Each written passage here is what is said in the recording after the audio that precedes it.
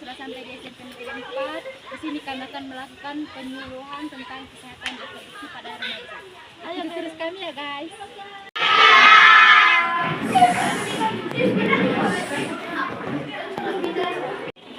Baik, serta fungsi dan prosesnya. Nah, adik-adik saya mau tanya, adik-adik di sini sudah berusia berapa tahun?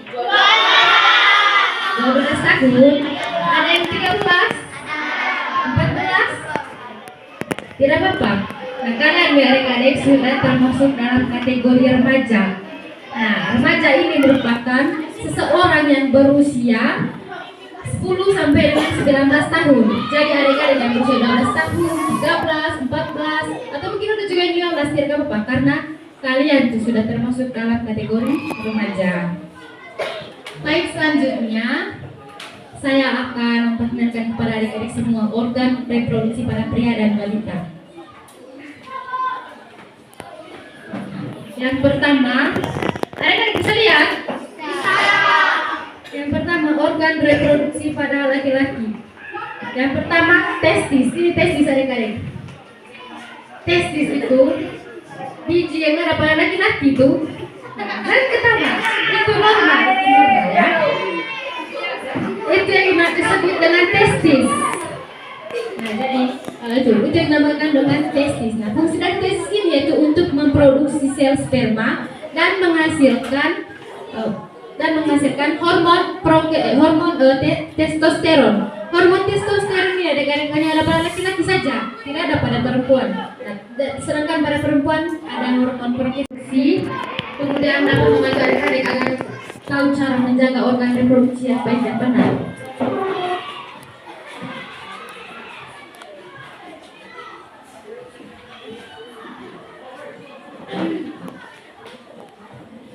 Baik, yang pertama, apa sih itu kesehatan reproduksi? Nah, kesehatan reproduksi merupakan suatu keadaan fisik, mental, dan sosial. Ada di toh? Di sini bisa berdiri sebagai pemateri yang berfungsi untuk memberikan materi penyuluhan kepada adik-adik.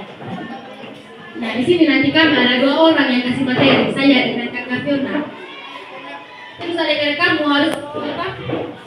Dengar baik-baik yang punya penjelasan. Soalnya nanti ada kuis, 2 kuis ya. Kuis yang pertama ada tebak gambar, terus kuis yang kedua nanti post test namanya, tes di akhir. Nanti adik-adik siapkan kertas dan berpoin, kemudian kerjakan kayak punya kuis.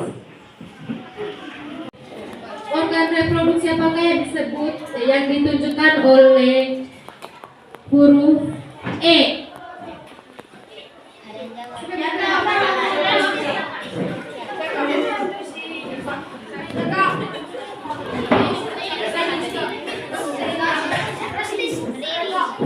Nama organnya adalah penis. Fungsinya untuk mengeluarkan urin dan sperma dari tubuh. Terima kasih Kak Ica. Berfungsi untuk membantu proses menstruasi, di mana dia nanti akan membuka, kemudian darah menstruasi yang datang dari uterus ini turun ke bawah, kemudian di serviks membuka, kemudian masuklah ke vagina. Yang ini vagina adik-adik. Vagina ini berfungsi untuk melahirkan bayi atau mengeluarkan bayi dari janin, dari uterus, dari uterus. Kemudian saya itu fungsinya juga untuk membantu menstruasi, untuk mengeluarkan menstruasi. Oke, sampai sini sudah paham? Sudah paham? Atau sudah? Sudah paham ya? Ya. Siap-siap sudah kita nge-quiz.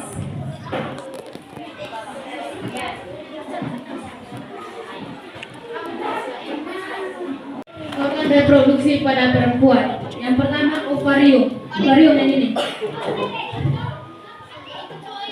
Ovarium ini berfungsi untuk menghasilkan sel telur atau memproduksi sel telur, kemudian menghasilkan hormon estrogen dan hormon progesteron. Di mana fungsinya ini hormon ini untuk membantu siklus menstruasi dan mendukung kehamilan. Kemudian organ yang kedua itu oviduct atau ya seorang dengan tubak, orang sebut dengan tubak fallopi. Tubak fallopi ini berfungsi untuk tempat pertemuan antara sel telur dan sel sperma. Selain itu fungsinya untuk sebagai tempat pembuahan. Kemudian yang berikutnya itu uterus atau rahim. Ini uterus rahim dari uterus atau rahim ini berfungsi berfungsi untuk tempat perkembangbiakan janin, kemudian membantu proses menstruasi juga. Di sini nanti ada keluar di sini pas reference ada guys. Baik-baiknya ada kuis. Ini pas reference. Yang seperti selang besar nih, yang warna pink, itu disebut dengan vas deferens. Fungsi dari vas deferens ini untuk menyalurkan sperma dari epididymis dan testis menuju ke uretra. Kemudian ini uretra adik-adik, yang sangat kecil ini, itu disebut dengan uretra. Fungsi dari uretra ini untuk menyalurkan sperma. Kemudian fungsi lainnya itu untuk menyalurkan urin dari kandung kemih. Nah, mungkin ada adik bertanya, ini apa nih ngomong urin sperma, apa? Saya tidak mengerti. Urin dan sperma tuh, kalau urin orang bisa sebut dengan air kencing, sedangkan sperma bisa orang sebut dengan air mani. Kemudian organ yang berikutnya prostat. Prostat ini yang warna pink. Prostat atau kelenjar prostat ini berfungsi untuk menghasilkan cairan prostat, kemudian menghasilkan cairan semen. Di mana cairan semen ini berfungsi untuk membantu mempertahankan ketahanan dari sperma. Kemudian organ yang berikut itu yang ini, penis. Penis ini batangnya adik-adik. Penis ini berfungsi untuk mengeluarkan sperma dan jangan lupa jaga kesehatan.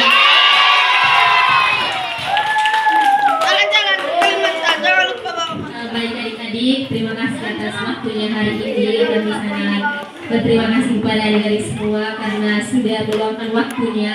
Kami tahu ini ekstranya adik-adik loh.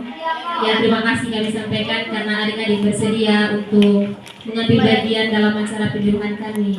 Adik-adik, kami kakak-kakak di depan meminta maaf kalau selama penyuluhan ini tadi kami melakukan kesalahan atau ada kata-kata yang menyinggung adik-adik semua. Dari tempat ini kami memohon maaf. Sekali lagi terima kasih atas perhatian dari adik-adik dan semoga kedepannya kalau ketemu di jalan jangan lupa kasih salam. Terima kasih adik-adik. Karena kita mulai.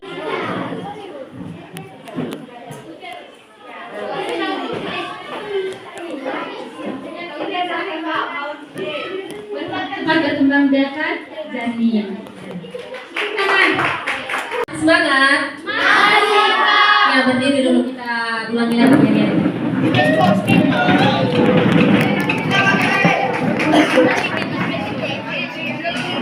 Bagaimana ya yang tadi? Selamat pagi, luar biasa, tetap semangat, sektor, yes. Ulang ya. Selamat pagi.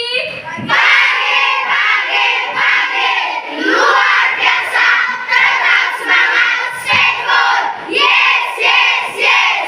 Terima kasih. Kita lanjut ya.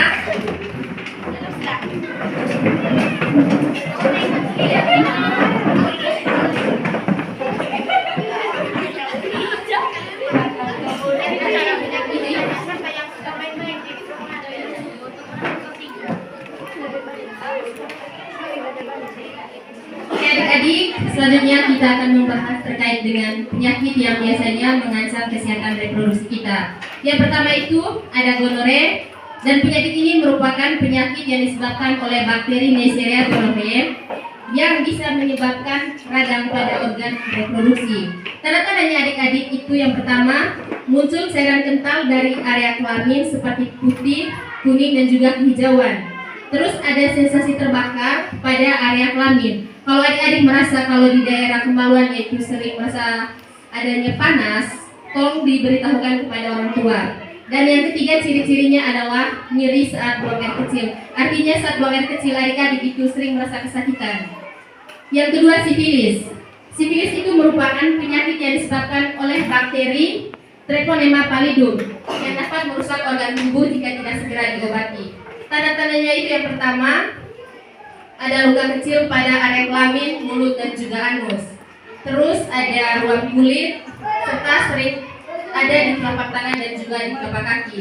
Adik-adik kalau muncul tanda-tanda yang ini, mohon segera dikonfirmasi kepada orang tua supaya dilakukan pemeriksaan. Yang ketiga ada herpes genital. Herpes genital merupakan penyakit yang disebabkan oleh infeksi virus herpes simplex yang dapat menyebabkan luka atau lepuhan di alat kelamin. Tanda-tandanya adik-adik ada luka lepuh di sekitar alat kelamin serta nyeri dengan sensasi seperti terbakar. Dan kalau tanda-tanda abangnya itu ada flu, nyeri, serta demam. Adik-adik kalau muncul tanda-tanda dari penyakit pertama, kedua, dan ketiga, mohon dikonfirmasi pada orang tua ya supaya orang tua bisa segera mengobati penyakit. Mungkin adik-adik mengalami 3 penyakit tersebut. Oke, yang keempat itu adalah kanker serviks. Kanker serviks ini biasanya terjadi pada perempuan dan adik-adik saya perempuan. Kalau ada tanda-tandanya pendarahan vagina yang tidak normal, artinya itu ada pendarahan di luar jadwal menstruasinya adik-adik, mohon segera dikasih tahu kepada orang tua. Ada yang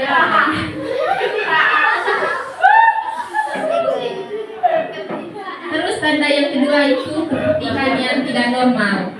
Adik-adik saya perempuan, kalau ada tanda-tandanya pendarahan, artinya saat menstruasi, jadwal menstruasi adik-adik sudah selesai. Maksudnya selama ini adik menstruasinya misalkan 3 hari, terus menstruasinya itu tidak berhenti di situ, mohon segera beritahu orang tua supaya orang tua bisa membantu menyelesaikan masalah adik-adik.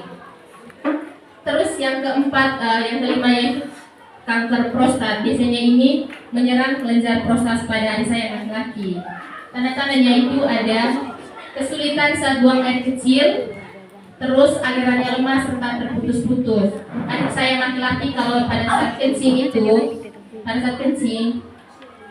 kalian sulit mengeluarkan urinnya, terus kalau alirannya lemah terus terputus-putus, mohon segera beritahu orang tua. Jangan malu ya, karena saya tahu kalau adik-adik yang laki-laki itu suka malu kalau beritahu pada orang tua. Jadi jangan malu supaya orang tua bisa membantu adik-adik semua.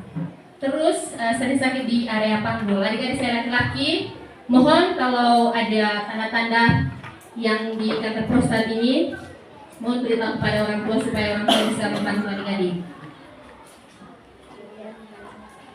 Nah adik-adik, dari kelima tanda-tanda ini tadi, kalau diantaranya adik-adik pernah mengalami, jangan ragu ya, dan juga jangan malu untuk beritahu orang tua supaya orang tua itu bisa menindaklanjuti secara dini supaya bisa menyelesaikan masalah adik-adik. Dan jangan malu untuk beritahu orang tua, itu intinya. Nah ini cara menjaga organ reproduksi. Sebenarnya ini tadi sudah dibahas oleh Kakak Trisna, tapi saya hanya melanjutkan. Yang pertama yaitu pakaian dalam dan celana dalam yaitu diganti minimal 2 kali sehari. Adik-adik saya laki-laki dan perempuan, mohon stok banyak di rumah pakaian dalamnya. Banyak-banyak beli di Sari Agung karena harganya ya lumayan lah. Itu yang paling bagus ya. Terus yang kedua itu memakai celana dalam dengan bahan yang mudah menyerap keringat, contohnya bahan katun. Adik-adik selalu menggunakan celana dalam yang situasi diri kan sedang dingin gitu, jadi beli pakaian dalam yang cepat kering itu supaya tidak mempersulit adik-adik. Terus selalu menggunakan handuk yang bersih. Percuma adik-adik sudah bersih kalau masih menggunakan handuk yang kotor. Jadi itu sama saja adik-adik memperparah kondisi. Jadi usahakan selalu menggunakan handuk yang bersih. Terus untuk adik-adik yang saya laki-laki dianjurkan ini tidak seharusnya sih, maksudnya sangat dianjurkan untuk disunat, tapi tidak memaksa adik-adik untuk sunat. Tetapi kalau ada hal-hal tertentu yang mengharuskan adik-adik untuk sunat, sebisa mungkin untuk sunat ya, supaya adik-adik terhindar dari kanker penis. Terus untuk adik-adik saya yang perempuan, seperti yang Kakak Tri sampaikan tadi, kalau buang air kecil, caranya itu adalah cebok dari area depan ke belakang supaya kuman-kuman yang ada di anus atau di anusnya adik-adik itu tidak masuk ke dalam organ reproduksinya kalian. Dan kalau adik-adik semuanya yang saya perempuan, ini adik perempuan, kalau sudah menstruasi datang bulan itu usahakan selalu mengganti protesnya supaya adik-adik terhindar dari bahaya-bahaya yang tidak diinginkan.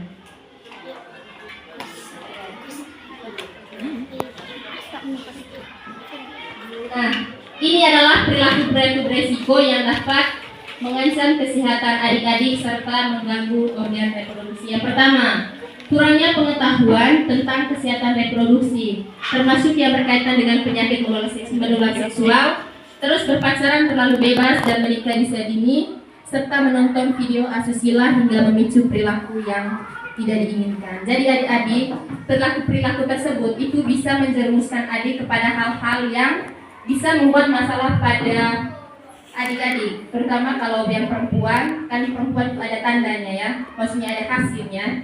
Jadi diusahakan gunakan, semua punya HP? Semua punya HP? Oh, ada yang tidak ada yang ada ya. Jadi adik-adik usahakan. Jadi adik-adik kalau punya HP, gunakan HP-nya itu sebaik mungkin ya. Maksudnya kalau adik-adik sering minta beli pulsa di orang tua toh? Ya sering. Berarti kalau ada pulsa, gunakan pulsanya itu untuk mencari sumber informasi. Misalnya kalau kalian ada tugas dari sekolah, kerjakan untuk gunakan HP untuk kerja tugas. Jangan mencari hal-hal yang di luar tugas tersebut. Karena hal-hal tersebut itu adik-adik tidak bisa bayangkan apa yang akan terjadi kalau hal tersebut adik lakukan. Jadi gunakan HP-nya sebaik mungkin dan ya itu tadi, gunakan HP sebaik mungkin untuk keperluan sekolah ya. Terus berpacaran terlalu bebas dan menikah dini. Tadi saya lihat ada yang pacaran ya. Ada ya, ada tadi. Pokoknya 2 orang saya tahu sudah. Jadi adik-adik, kalau berpacaran itu, memang kami juga tidak bisa melarang adik-adik untuk berpacaran karena berpacaran itu merupakan hak masing-masing orang ya, jadi tidak bisa dilarang oleh orang lain. Tapi adik-adik kalau berpacaran itu berpacaran yang wajar. Misalnya untuk usia kalian itu kalau berpacaran itu hanya untuk pulang, misal pulang dari sekolah itu hanya untuk jalan bersama-sama, pulang ke rumah masing-masing. Jangan jalurnya kiri, beloknya kanan. Ya, jangan begitu, jangan saya mau ke situ, saya mau ke sini. Jangan dulu, kita ke situ dulu. Jangan, langsung pulang karena usia adik-adik itu sangat rentan ya terhadap bahaya-bahaya. Terus menonton video asusila itu tadi sama dengan yang bagian A itu, adik-adik itu gunakan media sosial itu untuk keperluan-keperluan yang berkaitan dengan kalian, misalnya keperluan tugas. Terus referensi tontonannya atau untuk cari sumber tontonannya kalian itu cari yang anak kecil seperti kalian yang masa-masa kalian, jangan yang orang dewasa punya yang pacaran melebihi itu. Ada yang di sini masih nonton Siva Upin. Ya, sebisa mungkin untuk cari itu saja, nonton itu saja ya. Jadi Upin itu sebagai teman saja, teman di dunia media sosial saja ya. Lanjut. Nah ini juga tadi perilaku beresiko yang terkait dengan kesehatan reproduksi.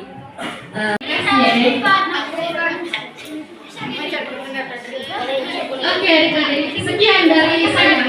Dari saya selanjutnya saya serahkan kepada Tony.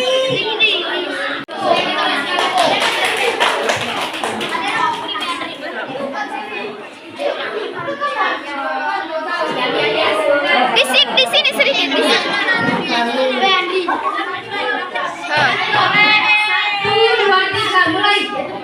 Yap. Pertama, besok telapak tangan.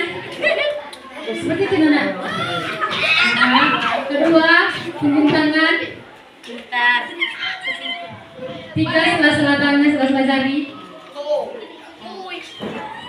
Keempat, mengunci jari. Nah, kelima, jempol. Nah, gitu.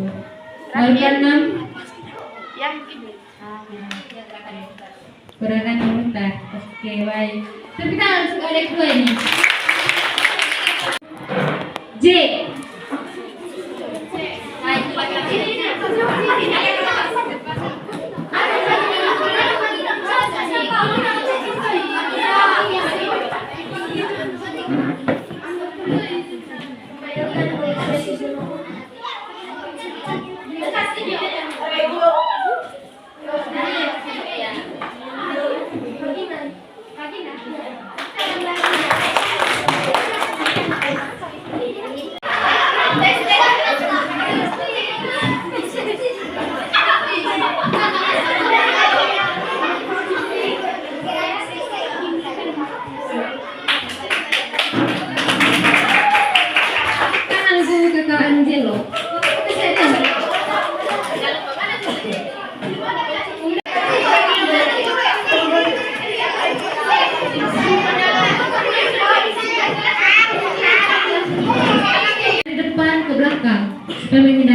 dengan pada anus masuk ke area intim. Kemudian keringkan area wantaan menggunakan handuk yang bersih. Jadi kalau misalnya kalian sudah cuci terus kering pakai handuk yang kotor sama saja toh, berarti tidak bersih lagi itu. Kemudian gunakan celana yang nyaman, menggunakan bahan katun ya, celana seri dari katun, bahan katun. Kemudian mandi 2 kali sehari. Ya kami tahu rutin ini dingin, tapi usahakan kalau bukan mandi 2 kali sehari, usahakan satu hari wajib mandi. Dan ada alasan ya, mandi 1 kali 1 hari. Kalau misalnya bisa 2 kali sehari juga tidak apa, bagus juga itu. Kemudian jaga kebersihan tangan sebelum dan sesudah mengganti pembalut. Nah, adik-adik, kalian tahu 6 langkah cuci tangan? Bagaimana? Siapa yang tahu? Ayo maju ke depan kalau tahu. Ayo.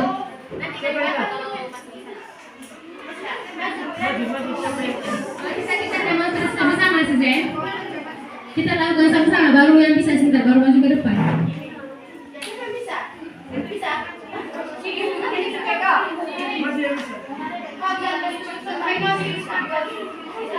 Itu sudah harus bisa ya.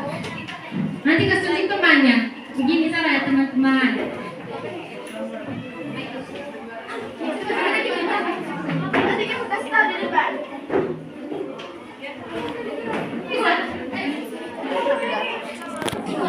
Itu tanda-tanda ciri-ciri pubertas pada laki-laki. Bukan hanya karena bikin kamu ingat kamu punya pacar, bukan. Ciri-ciri pubertas itu mulai timbul jerawat pada laki-laki. Begitu pun pada perempuan juga. Kemudian mulai mengalami mimpi basah. Nah, mimpi basah ini adik-adik suatu kondisi di mana anak laki-laki dia tuh bermimpi ketemu dengan perempuan dan melihat perempuan itu telanjang. Kemudian bisa saja kalian itu bermimpi, yang laki-laki itu bermimpi tidur dengan itu perempuan. Nah itu hal yang wajar karena itu kalian sudah mengalami ciri-ciri pubertas. Nah di situ nanti di bahasa ini adik-adik yang laki-laki tidak sadar bahwa mereka tuh mengeluarkan cairan sperma dari mereka punya penis. Jadi kalau misalnya bangun pagi itu lihat celana basah, cepat ganti sudah. Terus dan heran dan kenapa basah di celana? Berarti itu tuh kalian baru mengalami mimpi basah. Kemudian pada ciri-ciri pubertas pada perempuan, yaitu payudara mulai terbentuk. Jadi untuk adik-adik yang perempuan yang payudara sudah mulai terbentuk, kasih tahu sudah mamanya. Bilang mama beli sudah saya BH, beli bra untuk saya. Rasa harus pakai BH karena payudara sudah mulai terbentuk, sudah mulai terlihat. Itu kemudian kulit berminyak tuh ya, perempuan akan mengalami kulitnya berminyak karena adanya pengaruh dari hormon. Kemudian tumbuh rambut halus di bagian ketiak sama seperti laki-laki punya tadi. Kemudian pinggul membesar. Jadi pada perempuan itu masih pubertas itu pinggul akan mulai membesar. Jadi jangan heran kalau misalnya pinggul membesar, jangan begini. Kenapa pinggul membesar? Asal sakit. Tidak ada itu tuh salah satu ciri-ciri pubertas ya pada perempuan. Kemudian mengalami menstruasi. Adik-adik tahu menstruasi? Perempuan. Nah menstruasi ini adik-adik kondisi di mana perempuan di kondisi di mana tidak terjadinya pembuahan, kemudian terjadilah luruh di rahim, itu darah yang ada di rahim itu luruh bawah masuk di serviks kemudian keluar lewat vagina, itu dari menstruasi. Nah menstruasi ini biasanya terjadi 1 kali dalam 1 bulan, misalnya setiap bulan pasti ada tuh. Kemudian menstruasi ini dia ada 3 siklus 21 hari, siklus 28 hari, dan siklus 35 hari. Siklus 21 hari itu di mana adik-adik misalnya tanggal 2 kalian menstruasi tuh, kemudian tanggal 23 atau tanggal 24 mulai menstruasi lagi. Dalam sebulan kan 2 kali dia tuh tidak apa-apa. Itu tuh berarti siklus 21 hari namanya. Kamu hitung sejarah tanggalnya dari tanggal 2 sampai tanggal 24 itu berapa hari. Kalau misalnya 21 hari ke 22 hari berarti itu siklus 21 hari. Kemudian begitu pun dengan siklus 28 hari. Begitu juga dengan siklus 35 hari. Kamu hitung datang waktunya. Terus kemudian kalau misalnya adik-adik sudah lewat dari siklus 35 hari ini belum juga datang menstruasi, refleksi ke diri sendiri sudah. Apakah sudah pernah melakukan hubungan seksual? Kalau memang pernah ya sudah. Kalau lewat dari itu tidak datang BB berarti cek ke dokter sudah, cek kehamilan. Terus tapi kalau bisa belum pernah berhubungan tapi lewat dari 35 hari belum datang BB juga, arti periksa ke dokter sudah dan sampai ada masalah dengan reproduksinya.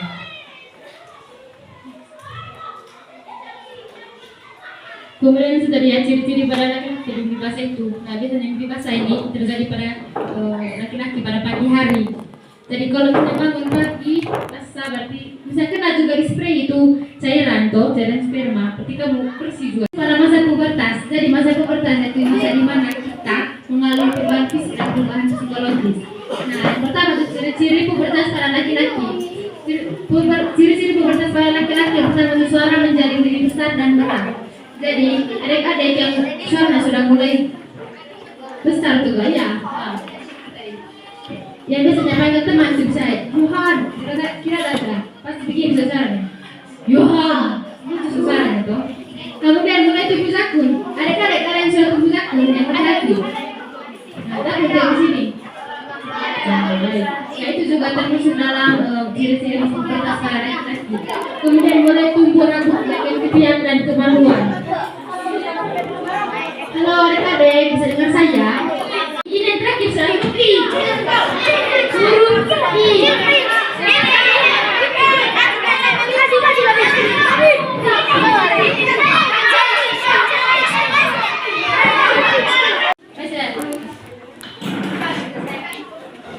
Kenapa Pe dia masih jawab Pe? Nanti kalau apa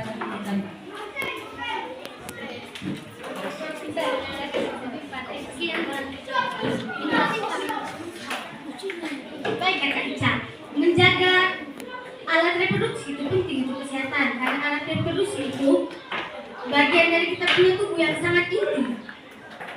Jika kita tidak menjaga itu alat reproduksi akan mengakibatkan fatal bagi kita punya tubuh. Apabila untuk kita perempuan, apalagi jika kita sedang mengalami menstruasi dan dekat-dekat dengan laki-laki bisa menyebabkan kehamilan ataupun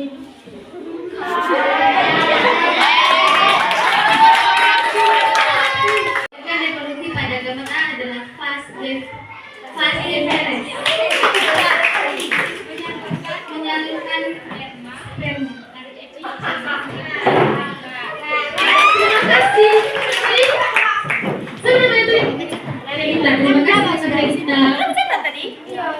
Lanjut organ reproduksi pada laki-laki Mas ya. Kita kasih tadi laki-laki.